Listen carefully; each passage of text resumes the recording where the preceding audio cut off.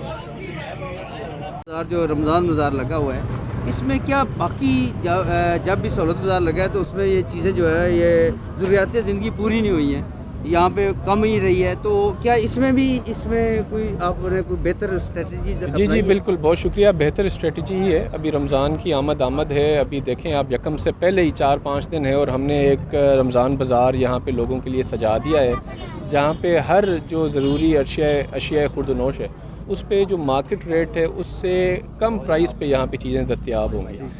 یہاں کی جو خاص بات ہوگی وہ یہ کہ کوالٹی کو بھی انشور کیا جائے گا. ہماری ٹیمز مارکیٹ کمیٹی کی، پرائس کنٹرول میجسٹریٹس، ہم خود آپ دیکھ رہے ہیں اس کو پرسنل سپرویژن میں اس کی نگرانی کر رہے ہیں. تو کوالٹی انشور کی جائے گی، جو ریٹ ہوگا وہ مارکیٹ سے کم ہوگا، اور اس کی اویلیبلٹی، تاکہ لوگوں کو وافر مقدار میں چیزیں یہاں پہ ایزیلی ملیں. ساتھ ہی جو لوگ یہاں پہ اس بازار کا رخ کریں گے، میری ان سے بھی اپیل ہے کہ وہ کرونا SOPs کا پورا خیال کریں.